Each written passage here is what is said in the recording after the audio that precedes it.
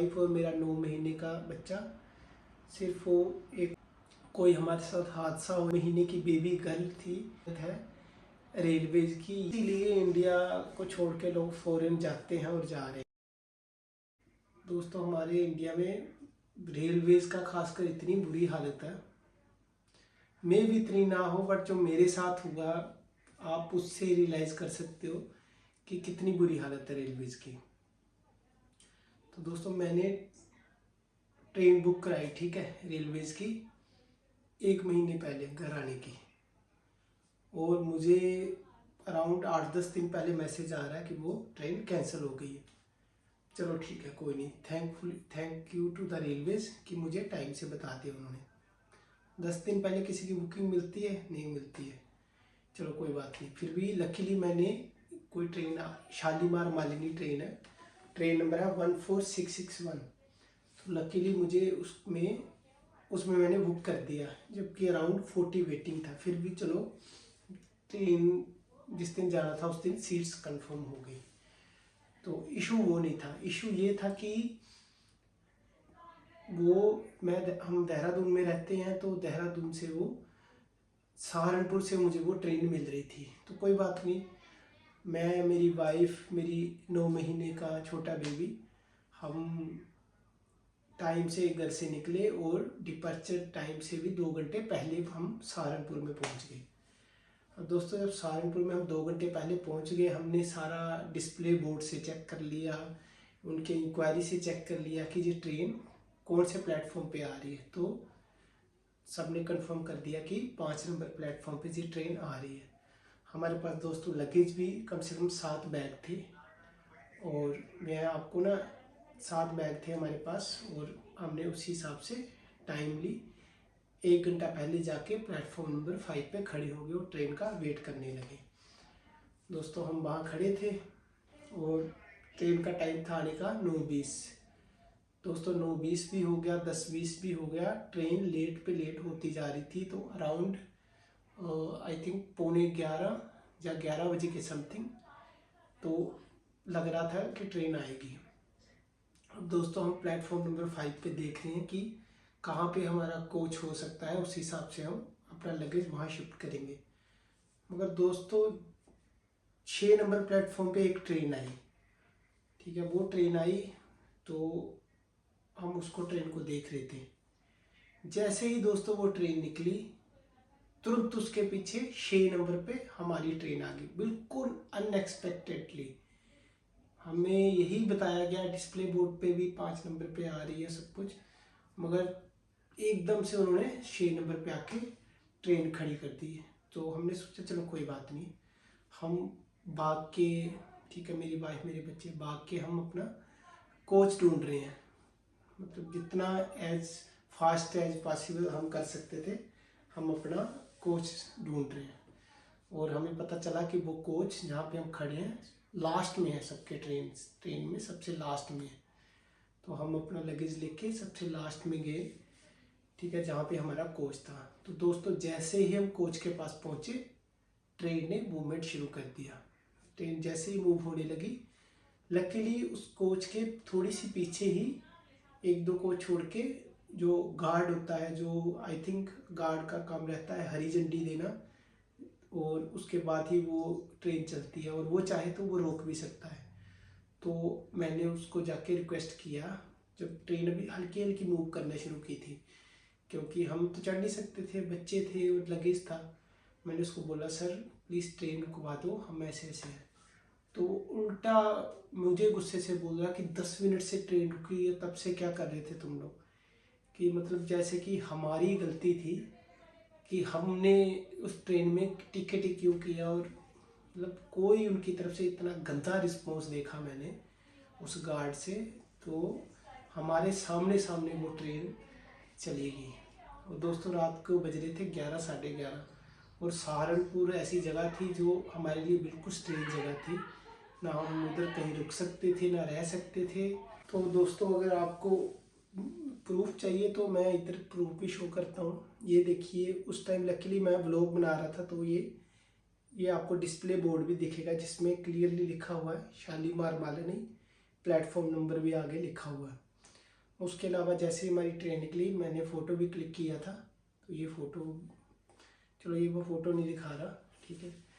तो ये display board में देख लो आप, नाम लिखा हुआ है क्लियरली कहाँ पे प्लेटफॉर्म पे आ रही है दोस्तों। उसके बाद ना तो वहाँ से कोई ट्रेन थी जिस पे हम जा सकते थे, हाँ उसके बाद एक जम्मू वाली ट्रेन आई जिस पे हमने टीटी से बात किया कि सर ऐसे ऐसे प्रॉब्लम हो गई है। वो हमारे पे ऐसे चिल्लाया कि जैसे मतलब हमने पता नहीं उसकी क्या उसका ऐसे कर दिया है, इतना गंदा बोला वो। मेरे साथ मेरी वाइफ थी, मेरे साथ बच्चे थे, जो उस ट्रेन का नाम है सियालदा एक्सप्रेस, और ये बात है B3 कोच वाला जो टीटी है उसकी, ठीक है। उसने इतना गंदा बोला कि मेरी वाइफ रोना शुरू कर दी। कोई तरस नहीं उनको कि मतलब बंदे रात को इतनी, मैं उनको टिकट भी दिखा रहा हूँ, ये देखो सर मेरी कंफर्म टिकट थी, ऐसे ऐसे मेरे साथ इंसिडेंट। उसको कोई लेना देना नहीं, इतना गंदा बोल रहा था ना वो, कसम से गुस्सा कि चलो हमें तो आदत है सुनने की, मेरी वाइफ रोना शुरू कर दी। फिर मैं जैसे तैसे मैं बोला ठीक है कोई बात नहीं। उसने सीट देने को मना कर दिया और हमें बोला कि मैं सीट नहीं दे सकता आपको, ये बाहर बाथरूम में बैठना है तो बैठ जाओ। तो हम फिर, और हमें ऐसा बोला कि आप आगे देख लेना, आगे आपको ट्रेन मिल जाए, इसमें आपको सीट नहीं मिल सकती। फिर हम जैसे तैसे उस ट्रेन में बाथरूम के पास ही बैठ के, ये आप फोटो देख सकते हो, मेरी वाइफ बच्चे सीट के बाहर ही बाथरूम में बैठे हुए हैं, ठीक है। फिर हम उस ट्रेन पे चढ़े, वहाँ से उस ट्रेन के टीटी ने जगाधरी में उतार दिया हमें, ठीक है। वो बोला कि आपको या तो ऐसे ही सफ़र करना पड़ेगा जम्मू तक, या फिर आप हमें 6,000 रुपया दे दो, आप पर सीट फिर भी नहीं मिलेगा, आपको इधर बाहर ही बैठना पड़ेगा, अदरवाइज आप जगाधरी में उतर जाओ। दोस्तों जो नेक्स्ट स्टेशन था जगाधरी, और वहाँ पे ना तो कोई ट्रेन थी जम्मू के लिए, ना आनी थी, ना कोई बेटर ट्रांसपोर्ट फैसिलिटी थी। हमें मतलब उन्होंने धक्के खाने के लिए छोड़ दिया। मतलब मेरा तो छोड़ो, चलो हम तो, मैं मतलब मेल्स हैं, हमें इतना फ़र्क नहीं पड़ता, पर मेरी वाइफ का, मेरे 9 महीने के बच्चे का बिल्कुल तरस नहीं खाया। हम 2-3, एक भी नहीं 2-3 टीटी थे, पर आई डोंट नो कि उसके लिए रिस्पॉन्सिबल कौन था। उन्होंने हमें जगाधरी स्टेशन पे फोर्सफुली उतार दिया कि भाई जाओ घूमते रहो। फिर भी मैंने पेशेंस नहीं खोया दोस्तों। फिर हमें जगाधरी उतरे तो मैंने पेशेंस रखा और इनको भी पेशेंस रखवाया कि कुछ नहीं हो रहा, हम कोई इंडिया से बाहर नहीं घूम रहे हैं। माना कि रात का 1 बज गया था रात का, मगर फिर भी मैंने इनका पेशेंस मेंटेन रखा। अब मैंने फिर इनको रात को सुनसान उसमें प्लेटफॉर्म पे खड़ा रख के भाग के गया दौड़ते हुए प्लेटफॉर्म, वहाँ से जनरल का टिकट लिया, और जो आगे की जो ट्रेन आ रही थी जो वहाँ से अम्बाला जा रही थी, क्योंकि अम्बाला से शायद टैक्सी भी मिल जाती, मैं ये सोच रहा था, और ट्रेन भी मिल जाती, इसलिए मैं अम्बाला का नेक्स्ट स्टेशन का ऑप्शन देख रहा था। तो दोस्तों फिर हम जनरल की टिकट ली और वहाँ से हमने जो आगे छत्तीसगढ़ एक्सप्रेस आ रही थी उस ट्रेन पे बैठे हम, और वहाँ से रात को अराउंड 2-2:30 बजे हम रात को वहाँ पे भी हम बाथरूम के पास ही बैठे रहे, ठीक है, बड़ी मुश्किल से। और फिर हम अम्बाला पहुँचे दोस्तों। फिर अम्बाला में सेम जैसे हम पहुँचे, आगे 4 बजे से पहले कोई ट्रेन नहीं थी, 4-4:30 बजे तक, तो हम वहाँ ही वेट करते रहे। फिर हमें लगा चलो बस का ऑप्शन देख लेते हैं, तो हमने बस का भी देखने की कोशिश की, मगर सुबह 7 बजे से पहले कोई बस भी नहीं था। फिर दोस्तों हमें थक हार के टैक्सी करना पड़ा, जो कि अराउंड था 12,000 के समथिंग टैक्सी था हमारे लिए। तो दोस्तों हम कोई इतने तो रिच है नहीं, एक मतलब घर जा रहे हैं, ऑलरेडी 2-3 हज़ार खर्चा हो रखा है, फिर वो 12,000 हमें वो पे करना पड़ेगा, और बड़ी मुश्किल से टैक्सी भी मिला, और फिर वो हम करके जैसे तैसे घर पहुँचे। मतलब पूरी रात मैं, मेरी वाइफ और मेरा 9 महीने का बच्चा, सिर्फ वो एक उस ट्रेन के गार्ड की वजह से, और वो जो भी बंदे रिस्पॉन्सिबल थे जिन्होंने 0 टाइम पे प्लेटफॉर्म चेंज कर दिया, और मतलब पूरा ही सिस्टम ख़राब था जिनकी वजह से। और उसके बाद वो जो टीटी था जो सियालदा एक्सप्रेस का, ठीक है, जिसको इतना वो नहीं आया तरस की यार ठीक है, अम्बाला तक ही हमें बैठने थे कम से कम, बीच में हमें जगाधरी पे निकाल दिया। तो फिर मैंने दोस्तों उसी का, मुझे इतना मतलब ऐसे सिस्टम को देख के इतना फील आया कि मैंने तुरंत ट्विटर पे उसका, जो कि एक्स बोलते हैं जिसको अभी, उस पर ये कंप्लेंट डाला। और उसके अलावा मैंने उनको ये ईमेल भी किया कि भाई ऐसे ऐसे हमने फेस किया। तो चलो किस्मत अच्छी थी कि नेक्स्ट डे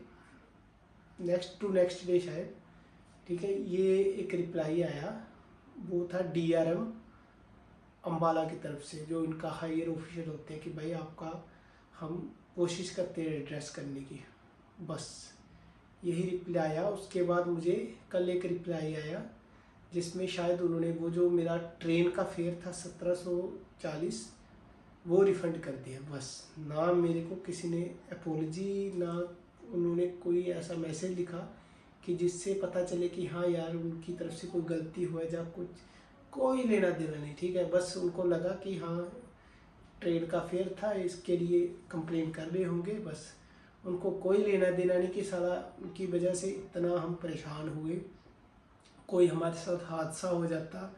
एक लेडीज़ थी, एक वूमेन थी, एक साथ में 9 महीने की बेबी गर्ल थी।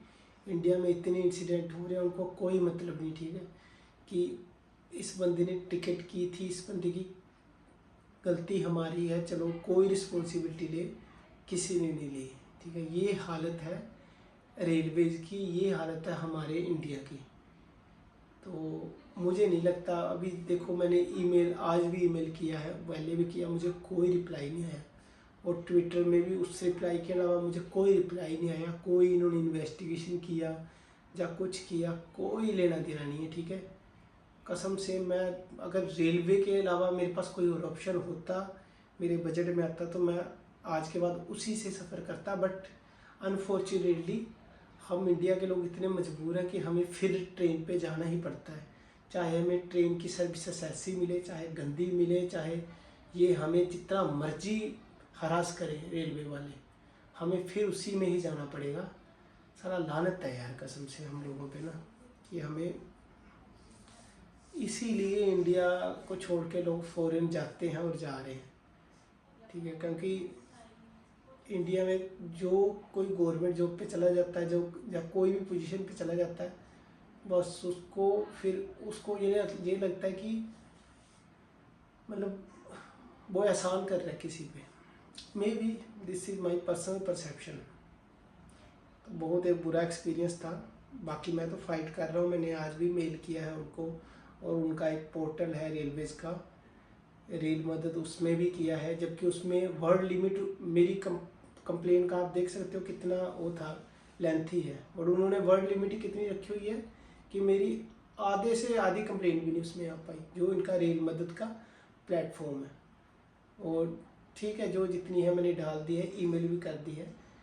बाकी मुझे कोई पता नहीं है कि इनके कहाँ कहाँ जा सकते हैं। जो मुझे पता है, मैंने ChatGPT से सर्च किया, वो मैंने सारी कंप्लेंट डाल दी, और कोशिश करूँगा कि लास्ट तक इनको मैं छोड़ूंगा नहीं, ठीक है। मैं मतलब अपोलॉजी तो लेके छोड़ूंगा, जो जो भी बंदा रिस्पॉन्सिबल था, ठीक है। क्योंकि ये मेरे साथ नहीं हुआ है, ये आई एम श्योर हर तीसरे बंदे के साथ ये होता है। और उनको लगता है कि कोई कुछ नहीं कर सकता, क्योंकि इंडिया में लोग बिजी इतने हैं, किसी के साथ कुछ भी हो जाता है ना, उसके पास दूसरे दिन इतने काम है कि वो बेचारा ध्यान ही नहीं देता। वो दूसरा नॉलेज नहीं है, तीसरा इतने पढ़े लिखे लोग नहीं हैं कि फाइट कर सके सिस्टम को। सिस्टम को तो मैं भी फाइट नहीं कर सकता, बट ये एक ऐसी चीज़ है, इसमें तो मैं पंगा लूँगा और लास्ट तक करूँगा, देखते हैं क्या होता है। तो ये था, मैं सोचा चलो आपसे शेयर कर दूँ, ठीक है। तो बाकी ठीक है, खुश रहो, और thank you for watching, bye.